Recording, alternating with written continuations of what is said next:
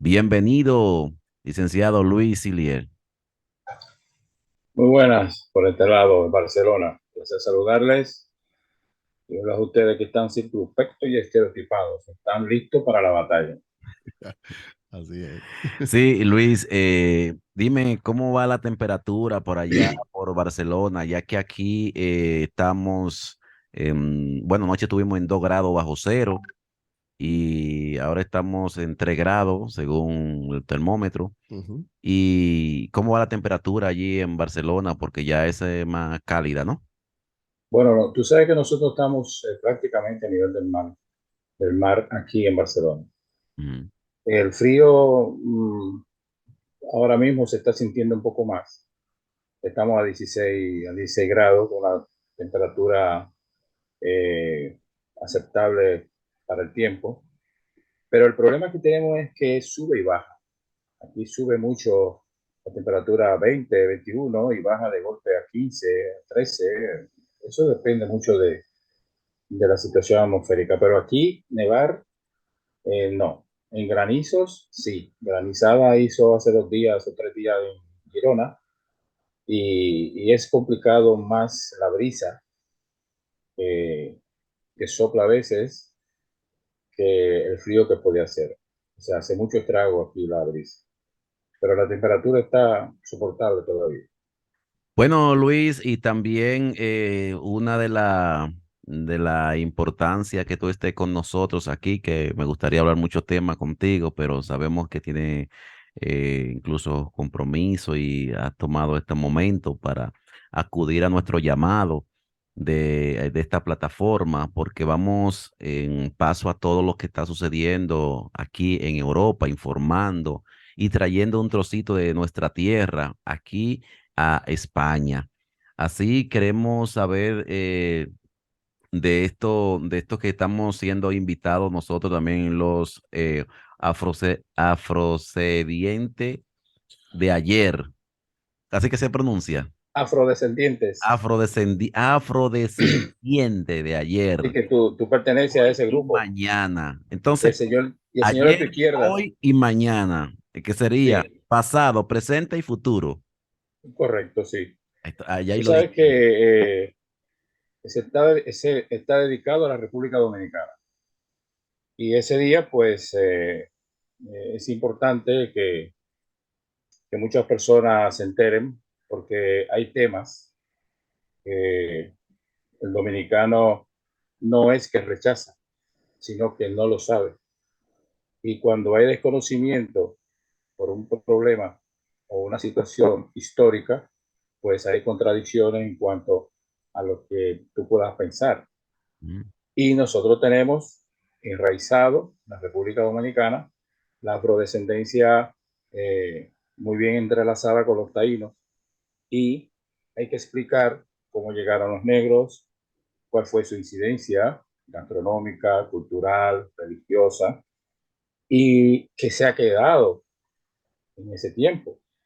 Entonces, nosotros estamos tratando de llevarla desde el inicio, la etapa de cuántos negros entraron aproximadamente, qué hicieron hasta el año 1700, o sea, qué pasó, cómo entraron, por qué entraron y qué fueron dejando, quiénes los entraron y todo ese tipo de trayecto hasta el año 1844.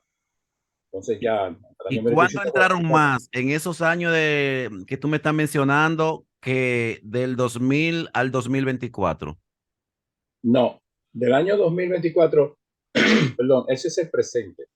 Nosotros estamos hablando primero del de pasado? la base. O sea, cuántos entraron, cuántos incidieron dentro de lo que es la cultura de los taínos y de los africanos, porque nosotros no éramos dominicanos, éramos taínos. Entonces, dentro de lo que es el taíno y de lo que es el africano, entonces hay una etapa primaria, que fue cuando los haitianos tomaron los 21 años hacia atrás. Entonces, ese trayecto hay que aclararlo. ¿Ves? ¿Por qué? Porque cuando estaban los haitianos dominando la República Dominicana, tuvieron 21 años dominando. Ujú. Y dentro de ese proceso hay un proceso de, de, enraiza, enraiza, perdón, de familias haitianas que se quedaron en la República Dominicana, incluso que lucharon por la independencia de la República Dominicana, porque ya estaban en la República Dominicana, estaban en Monteplata, estaban en Vallaguana, estaban en Higüey, o sea, familias que eran haitianas, pero que se sentían dominicanas y fueron los pro dominicanos. O sea que esa es una etapa también que hay que aclarar, porque hay muchas cosas que se hablan, pero que realmente no están organizadas dentro de lo que es el aspecto histórico. Entonces, hay un aspecto histórico primario, que es el pasado. Cuándo llegaron, cómo se desarrollaron y cómo llegaron a controlar los negros afrancesados por los ejércitos de Napoleón, y entonces llegaron y controlaron toda la isla. Entonces ahí es donde tengo que llevar a ese, yo quiero llegar hasta el creol, hasta el patuá. O Ujú. sea, cuando se hablaba no francés, sino patuá, ¿por qué se hablaba patuá? El patuá es, es una jerga local. No todos los negros en las islas hablaban ese idioma. ¿Por qué? ¿De dónde aparece ese idioma? ¿Cómo aparece? Porque había negros del norte de África, había negros del centro de África y había negros del sur de África. O sea, no todos los negros salieron del mismo sitio. Los portugueses sacaron gente de abajo, los franceses sacaron gente de arriba y entonces tenían otro tipo de visión de habla. Es más, llegaban los negros y no se entendían entre ellos. ¿Y por qué no tratan todo igual? A todos los negros no tratan igual, más aquí en Europa, Perdón, estamos hablando del pasado. del Tú me estás pasado. tratando de llevar al presente. Ok, Entonces, de ahí hay, por eso se habla pasado, pasado. es cuando llegan, se desarrollan y se adaptan. Eso es la parte primaria. Entonces, la parte segunda es el presente. ¿De dónde empieza el presente? El presente empieza desde el año 1844. Recuerda muy bien que a partir del año 1844 hubo 10 guerras hasta que se posicionó bien lo que era la república. Entonces, a partir de ahí, quien domina la situación es la clase dominante. Entonces, hay aspectos psicosociales que influyen, hay aspectos sociológicos que influyen y hay aspectos sociales, lo que se llama el racismo invisible, que son situaciones donde la persona Claro. rechaza, sin ser racista, un negro. Ese señor que está al lado tuyo te puede rechazar a ti como negro. Y tú dices, pero ¿por qué tú me rechazas a mí si tú eres más negro que yo? Por ejemplo, ¿me entiendes? Pero es un asunto ya, no es un asunto personal, sino es un asunto racional, Así es. donde llega, donde llega la persona a rechazar sin sin ser visto la condición humana de la persona, sino ver la posición humana social de la persona, que son cosas muy diferentes. Bien, y esto se trata de una actividad que se va a celebrar para el día 2 de diciembre. Sí. Entonces, ¿cuáles autoridades y también a quién le compete esa organización y quiénes estarán ahí con ustedes? Hay son dos, habrá dos conferencias. La primera, que es la explicación que ya me toca a mí, Ujú. y la otra a un representante de la Asociación Africana que va a exponer un libro sobre el tema. Entonces, él vendrá detrás de mí para exponer primero su criterio como africano y va a presentar un libro que él ha escrito referente a eso. Y déjame darte un dato sobre el tema de la República Dominicana y sobre el tema de los afrodescendientes, de lo que son los apellidos franceses y ese tipo de cosas. La República Dominicana está totalmente huérfana del conocimiento. Y hay una línea muy fina, que es la línea política, cómo ha llegado el problema del racismo, del haitianismo y ese tipo de cosas. De ahí hay una línea bastante fina y hay que hilar de manera muy categórica, históricamente hablando, porque hay temas que son en este momento delicados de tocar. Porque la Naciones Unidas hizo una encuesta en la República Dominicana. ¿Hizo un qué? Eh, se han hecho encuestas, sí. Se hizo una encuesta a Naciones Unidas. Pero te estoy hablando a ti de hace un año. Y esas encuestas, sociológicamente hablando, no es que representa la realidad 100%, pero sí se acerca bastante a lo que es la realidad del pensar de dominicano. ¿De dónde sale que nosotros somos mulatos en una cédula, que somos indios? ¿Por qué? Porque muchas personas dicen, no, ¿de qué color es usted? Bueno, yo soy moreno. Moreno. Moreno no es un color. Indio no es un color. Mulato no es un color. Es un señalamiento de que usted es hijo de un blanco y un negro. Pero usted está siendo afectado consanguíneamente con el africano. Donde quiera que nace el negro, es africano. Entonces, hay una situación donde se ha manipulado a partir del año, por ejemplo, del año 1900, de 1850 en adelante, ya los grupos de poder, porque estamos hablando de que ya en el año en 1845, en la isla, hablando de la isla, ya estamos hablando de que había más de 12.000 negros. O sea, que cuando estamos hablando de que en un sitio hay 12.000 negros y la población blanca es de 2.000, entonces hay que hacer una situación donde quién influye más a quién. Profilaxis. ¿Me entiendes? Entonces había un asunto muy importante. En la década en el ciento del 1550 a 1600, los colonos exigían que hubiera parte de las esclavos, mujeres. ¿Por qué mujeres? Por ejemplo, los portugueses tenían su fortaleza en Nigeria. En Nigeria, la gran fortaleza que tenían, y tenían los grandes cárceles, ellos tenían mujeres en la parte de abajo y en la parte de arriba tenían hombres. ¿Por qué mujeres?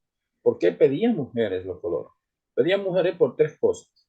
Para el servicio doméstico, para el servicio de ayuda a la casa, número uno, y también para la procreación de negros, porque les servía, eran más económicos tener una mujer pariendo que traer un negro de África, estaba caro, incluso con el permiso, porque era permisivo. Yo tengo todas las cartas originales, manuscritas por los sacerdotes, donde dan muestra de los permisos que daba el reinado de España, porque aquí entraron negros que no eran esclavos y vinieron de España.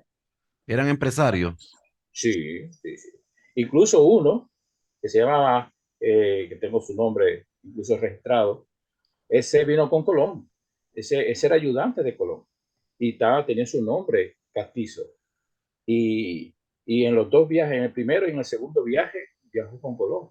Y ese señor negro, negro, fue quien desarrolló la industria en gran proporción en Centroamérica de la caña de azúcar. Aparte azucarera. Claro. Entonces Y la se, historia, se dio en empresarios, fueron empresarios que se dieron también de raza negra. No, claro no que sí, como se dice claro que que sí. allí, no como se dice que allí los empresarios eran los blancos. No, no, no. Lo que había era una cosa muy importante. Había negros que venían con condiciones ya prescritas de Europa. O sea, no era que venían la avalancha, sino que venían personas ya con la visión clara a qué venían. Por ejemplo, hay un tema muy interesante de los Guloyas de San Pedro de Macorís. Los Guloyas de San Pedro de Macorís vinieron como capataces. Eran negros mestizos, pero vinieron a trabajar en la caña, pero como capataces. Eran jefes de los negros. Eran jefes de los negros, para que lo sepan. Sí. Y entonces son cosas muy interesantes. Y el tema presente, pues el tema presente de lo que está sucediendo en la República Dominicana con el haitiano es un tema también sumamente interesante. ¿Por qué? Porque ellos tienen dentro de sus artículos de la Constitución, tienen específicamente, no querían saber de blanco. Por eso, los 21 años, las familias blancas que había en la República Dominicana, pues muchos se fueron, retornaron a Europa o se fueron a otros países. ¿Por qué? Porque los negros no querían exactamente, ellos eran racistas en ese tiempo, racistas agresivos contra los blancos. Lo son. Entonces, sí, sí, sí, los haitianos en esa época, La constitución haitiana, ni mulatos como Raúl Cedrat, ni blancos tienen derecho a ningún escaño político alto. sí, sí, sí, Congreso, sí. Congreso de su En república, su en constitución. su constitución. Dentro, hay artículos Un específicos. presidente de facto, fue por un Sí, golpe sí, de hay Estado, artículos específicos. pero él como político no podía optar a la presidencia de su Sí, república por sí. su condición de mulatos. Ellos sí son racistas de verdad. Nosotros lo que somos es dominicanos, negro, mulato, blanco. La constitución de nosotros nunca nos ha prohibido, por la condición de nosotros, ni por la raza, ni por el nivel socioeconómico, escalar a ningún peldaño político. Pero que eso está dentro del artículo 12 incluso. Eso que está diciendo está en el artículo 12. Y Sí, eran agresivos con los blancos. Entonces, cuando ellos estaban en dominación, ellos estaban en la dominación, porque eran 21 años, como te digo, aquí muchas instituciones blancas, muchos comerciantes, lo que decían el triángulo de los comercial, que era Europa, África, América y el Caribe, ese triángulo venían muchos blancos. Incluso cuando llegaban los barcos al puerto, los blancos no bajaban al muelle a beber o a disfrutarse o a tener, porque se lo avisaban, claro, se lo advertían, se lo advertían.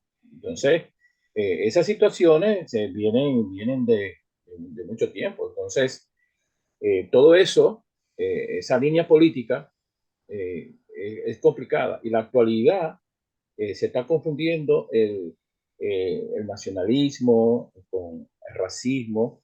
Lo que pasa es que Haití ha sido mucho más hábil, mucho más inteligente, ha explotado mucho más los caminos hacia ciertas atribuciones políticas sobre la isla, que históricamente ellos presentan como que la isla, nosotros lo sacamos a ellos, no, nosotros no lo sacamos a ellos. Nosotros éramos una república siempre, éramos la española, y la española era una parte española. Esa parte española les representaba a ellos en los 21 años propiedad de esa parte. Pero cuando fueron expulsados, entonces ahí es que viene el problema con los haitianos, viene el problema serio. Y las clases dominantes también tuvieron mucho que ver en ese tipo de situaciones en el momento, ¿tú ves? Porque no había un racismo, había una defensa hacia el racismo. Y entonces ahí es donde empieza la situación a cambiar. Es más Y peligroso esto. perdón, Es más peligroso esa parte de defensa que el racismo. claro, claro, porque si tú me dices, no, no, yo voy a tu casa, donde Sí. tú vives, y yo te saco de tu casa, y después tú me sacas de tu casa.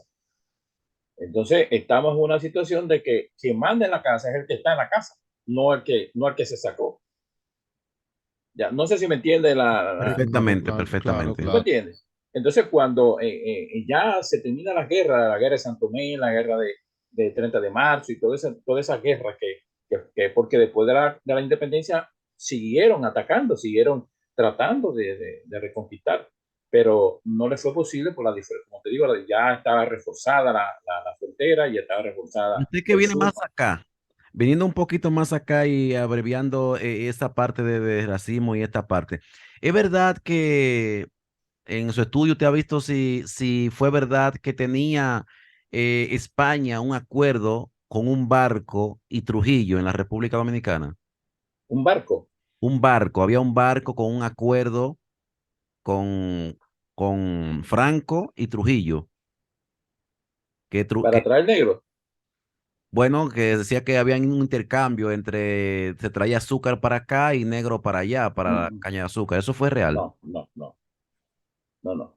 Trujillo nunca hacía trasiego de negro que no fuera de Haití. No. Trujillo lo que permitió fue la entrada de japoneses, de españoles, con Franco, con el negocio con Franco, fueron con los blancos españoles Así que Sí, se mismo. eso. dedicaron a la agricultura, vinieron israelitas, vinieron otras nacionalidades. Mira, nosotros tenemos, vinieron chinos, nosotros tenemos aquí chinos, tenemos japoneses, tenemos israelitas, tenemos españoles, tenemos, o sea, vinieron varias, ¿por qué? Fíjate bien, Echeri, que en el centro de la isla, en el centro en el cónclave de alrededor de lo que es el gran Cibao, que es el centro, es el valle del Cibao. Todas esas familias eran blancas, altos, ojos verdes, rubios, mujeres hermosas. Los hombres de la capital iban a las lomas a buscar mujeres hermosas en la República Dominicana. Mujeres que eran, que son ya han ido bajando las situaciones, pero tú encontrabas allí mujeres descalzas con los pies abiertos así, con unos cuerpazos y unas melenas hermosísimas. Yo recuerdo esas situaciones. ¿Por qué? Porque era la parte donde se dedicaban más a la agricultura. La parte fuerte, el trabajo fuerte, era en los bateyes, las plantaciones de caña, porque ya en el año 1600 había 21 ingenios con 9 trapiches trabajando en la isla, o sea, no era un jueguito, aquí se sacaba azúcar. Cuando Trujillo cogió, cuando Trujillo cogió las plantaciones, apropió todo lo que había de azúcar. Llegó a 21 ingenios, pero en los 21 ingenios, cada ingenio tenía un trapiche, o sea, ya estaba mecanizado la producción de azúcar, que se producía mucho azúcar. Entonces, esas situaciones, todo eso conlleva su parte histórica, su parte que hay que verla por franjas. No se puede uno meterlo todo en un mismo saco porque hay muchas cosas donde hay que aclararlo. Que la historia no es que no se atreve a decirlo, es que no sabe cómo hacerlo. Porque es que las clases dominantes, las clases de poder, han creado una situación donde, por ejemplo, dime tu cédula dominicana dice negro, No, pero tú eres negro, no dice negro. no, pero tú eres negro. Sí, El mío dice aquí soy indio, negro. el mío dice indio, pero yo no soy indio, yo soy negro. Entonces, la palabra mulata y de que eso no es Eso, mulato, i- mestizo, mestizo, indio. indio, no, no, no, usted es negro o blanco, es así. No hay término medio, negro o No, blanco. no, no, no. Hay términos medio de fabricación, pero de color son dos. ¿Tú me entiendes? De fabricación. De fabricación negro o blanco. Explíqueme Sí, así, sí. ese punto de Mira, fabricación. sí, mira, Cheri, hay una cosa importante. La pigmentación es una afrodescendencia. ¿Por qué? Precisamente porque había los negros que vinieron, los negros mestizos, porque hablando de negros mestizos, que vinieron de Estados Unidos hacia el norte de la República, por ejemplo. Los ingleses que vinieron de Estados Unidos. Pues Trujillo le dio entrada a Estados Unidos, que eran los que ya tenían la church y tenían su clase y tenían todo era en inglés. Tú llegabas ellos hicieron su comuna inglesa. Esos negros eran totalmente mestizos. No eran negros africanos de África, sino que tenían ya una mezcla, pero eran negros, ¿entiendes? Entonces, usted negro o es blanco, ya está. Y te digo una anécdota. Yo estuve en el año 1995 en Estados Unidos, en el estado de Texas, vivía en Houston, y yo tenía un problema, yo tenía un problema. Y el problema que yo tenía era que la sociedad negra no me aceptaba porque yo era blanco. Oh, Yo sí, porque yo soy clarito. y no me aceptaba. O sea, yo con ellos no me los conocía, pero no me relacionaba. Y cuando iba a la sociedad blanca, tampoco me aceptaban porque yo era negro. porque no era blanco. ¿Te tenían problemas? Sí, claro, pero no yo, todo lo de mi color, ¿entiendes? Y nosotros tenemos, esto que hablamos de, no, que los colonos encontraron los indígenas en la República Dominicana, o sea, en la isla, encontraron los indígenas. Tenemos nosotros mucha sangre indígena. ¿Quedó alguna raíz fuerte o somos más negros de aquello? Mira, tú me hablas de la sangre, la descendencia taína tuvo un problema, tuvo dos problemas que fueron fundamentales. El exterminio de la raza, estaba hablando de hasta cuando Enriquillo, porque te voy a decirte una cosa, un grupo de nativos dominicanos, de cuando Enriquillo es de sangre taína. Ellos se fueron a la loma a luchar como guerrilleros. Y el grupo de los negros que se radicaron en Higüey, que fueron también diezmados, pues fue un grupo entre blancos y negros, que fueron también eliminados por el régimen. Pero eso que tú me estás diciendo de los taínos, esa sangre taína no desapareció de per se, o sea, no desapareció inmediatamente. Lo que se fue es modificando. ¿Por qué? Porque en San Juan de la Maguana, por ejemplo, nosotros teníamos la sangre taína bastante vigente. Hasta te estoy hablando, teníamos hasta reina con el típico dominicano, el típico dominicano, la mujer hermosa, buen cuerpo, pelo largo, pelo lacio, En con un San color. Juan, jefe, en San Juan, no está confundido. San Juan de la Maguana. San Juan de la Maguana. Sí. Toda la mujer tiene el pelito así. Ahora, ahora, ahora, acuérdate que ella, Monte de Oca, Janet Monte de Oca, que fue reina de belleza, esa mujer era una taína de Cabo Rabo, tío. Una mujer india, dominicana, de padre y madre dominicano. ¿Y qué apellido puede quedar taíno que uno puede decir en la República Dominicana, que pueda buscar a alguien? Eso es algo que esa misma pregunta, yo me he dicho porque los apellidos fundamentalmente vienen de España, fundamentalmente vienen de España. Y en principio nosotros no teníamos, por ejemplo, los apellidos vienen compuestos por razones que no vienen al caso, pero después yo te explico cómo vinieron los apellidos. No, yo he estudiado un Entonces, poquito esa parte de los apellidos y eso es uno lo entiende ahora, Ujú. pero bueno, déjame decir, todos nosotros, hay un escrito bastante claro que me fue enviado sobre la procedencia de los apellidos. Por ejemplo, Peña, Juan Peña, pero Juan Peña era porque vivía cerca de una peña. sí. Sí, Fortaleza, porque Juan vivía cerca de una peña, pero Juan, el otro, vivía en una fortaleza. Entonces decían Juan, el de la fortaleza. Entonces ya viene el apellido Fortaleza.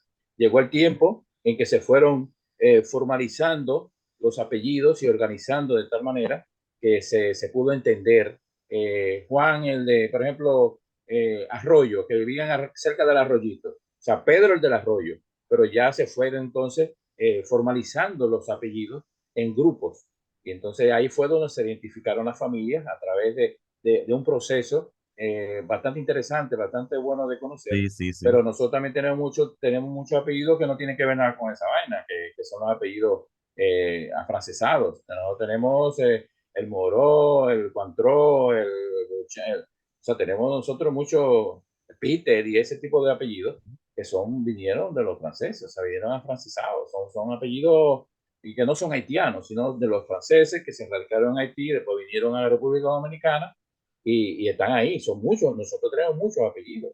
El mío no, el mío es Sillier, no es afrancesado, sino es de holandés, porque se radicó en Curazao. Y Maricón. Silie, ¿qué sería? ¿Un tronco o un ramo? Sillier es una familia negra, nosotros somos negros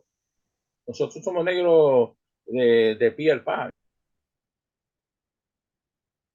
La suerte que mi papá el morenito le cayó bien una blanquita y pudo mejorar un poco la realidad de la cosa. Pero bueno, Silieri, ¿qué tú eso, tienes para decirle a nuestro, antes que terminemos el tiempo, tienes para decirle la invitación que a Muy nuestro público? interesante. Muy interesante, yo me gustaría estar ahí.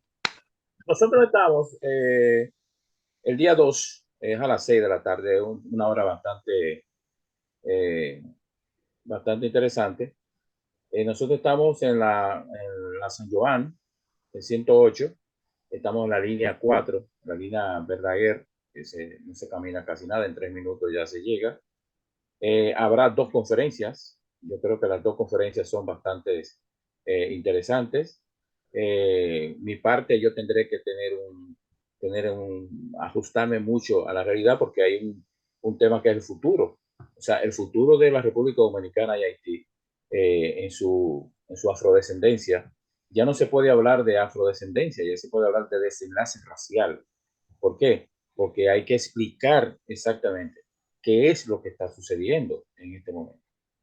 Está sucediendo 2 cosas: una manipulación de las grandes potencias que quieren tumbar realmente la, la, la frontera para complacer peticiones del otro lado, porque se ha manejado bastante bien, y la de este lado, el dominicano que no entiende que, que hay una fuerza no de invasión, sino una situación de conflicto social. Es una situación social lo que hay. O sea, no es un racismo puro y duro, porque hay situaciones que ahora mismo los Estados Unidos está presionando porque hay maltrato a los trabajadores, pero no es el trabajo, no están diciendo al haitiano, porque también hay puertorriqueños cortando caña, pues si tú no lo sabías. Hay Bueno, personas. pues muchísimas gracias, Luis, y nosotros estaremos pendientes a No esta sé si él actividad. tú querías decirme algo. Preguntarle si usted tiene un libro escrito al respecto sobre ese tema. Mira, yo estoy haciendo un ensayo. Estoy escribiendo un ensayo sobre el tema. Pero que el asunto es que si tú no te inmiscuyes dentro de lo que es la política, si tú lo miras a través de De- la teoría, Ujú. entonces tienes que plasmar la historia. Y la historia está escrita, la historia no se puede cambiar. No, claro, claro. Lo que está cambiando son las mentalidades de las personas, pero la historia tú no puedes cambiarla. Está plasmada, está escrita. O sea, yo no puedo bajo ninguna condición mañana decir que yo no estuve aquí o que yo no dije lo que dije, porque está ahí plasmado. Aquí dijeron gente, dijeron cosas que después dijeron que no dijeron lo que dijeron, que no fue Juan, que fue Juan. Exactamente. Entonces hay que tener eso, hay que tener claro. Ah, ok, ok, perfecto, perfecto, está bien. Pues Luis, ahí estaremos apoyando a esta actividad, aún no sea presente, pero también dándole apoyo y a eso, esas peticiones desde aquí, desde nuestra plataforma. Y muchísimas gracias. Tenemos que hacer un programa más extendido para esto, para que me explique un poquito más lo de que yo no soy mulato. No me gusta que me digan que yo soy No, negro. no, no veas con tu vaina que tú eres negro. Yo Déjate historia. mulatico, bien bacán. No, no, no, no, tú Soy eres, negro. Y que el como negro. dice, No, yo no. tengo yo Sí. tengo una ya que me dice a mí, me Este dice, es un negro lavado, mira, un negro lavado también. Con la barba. oye, dice, no, no, dice, papi, yo no soy negra, yo soy co blanca. Go black. Cool, ok. Dije, Gracias. Gracias, Luis. Un placer. venga, hasta luego, muchas gracias, Bueno, a ti. hasta Bueno, luego. señores, esta es Latina 809. Gracias por estar ahí con nosotros en nuestra plataforma hoy, una plataforma que queremos compartir desde aquí para todas nuestra gente.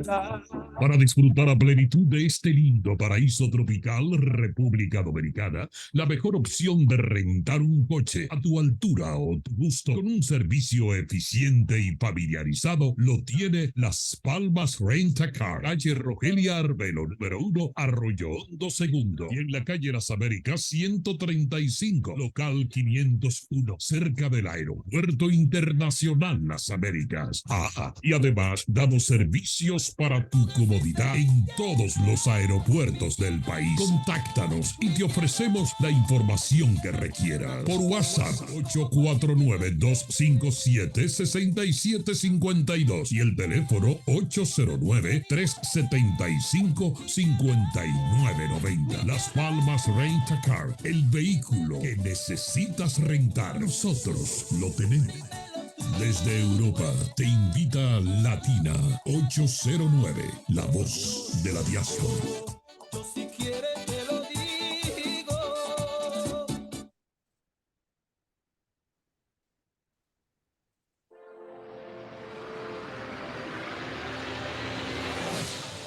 Porque debemos estar informados, comentar los acontecimientos. Ellos comentan. Kerlin Ulerio, Eusebia Osorio. Jueves, de 8 a 9 de la noche. Por tu plataforma digital, La Voz de la Diáspora. Facebook Live, Instagram, YouTube. Sintonízanos y comenta. Ellos comentan. Latino 809.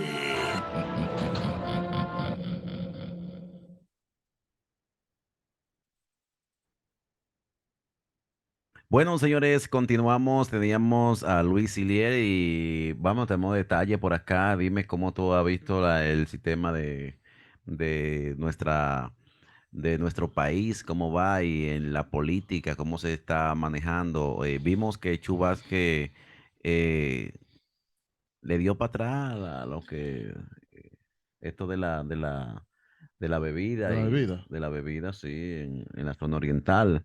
Oh, ya derogaron esa medida. Derogaron esa medida. Ah, tú no ves la noticia No, dominicana. no estaba enterado sobre el asunto cuando lo Sí, hizo. en esta semana. ¿Y tú crees que de verdad fue Chubasque? Señores, Bueno, Chubasque él es un empleado del presidente. Ok. me dice una persona que me llamó, me dice, Cheris, ustedes están confundidos porque ustedes, no es ustedes, es la gente que llama aquí, señores. Dice que la figura del presidente está muy bien, pero entonces dicen que los ministros están trabajando mal. Y yo le doy la razón, porque yo no voté por Chubasque.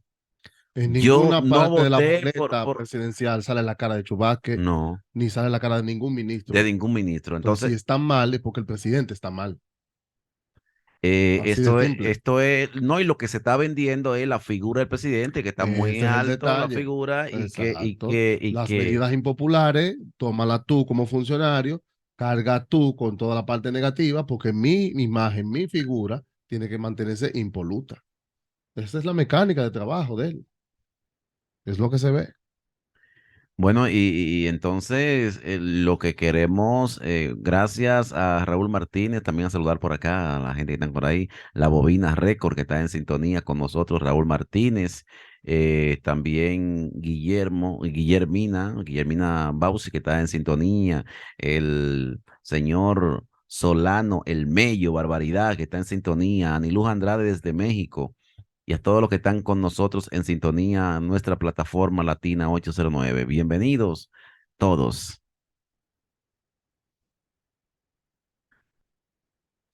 Bien, te decía que Chus Vázquez no es más que, para mí es una víctima. Ujú. Sí, sí, sí. Él está cargando con todo el peso que debe cargar el presidente de la República, porque esas medidas no las toma él unilateralmente.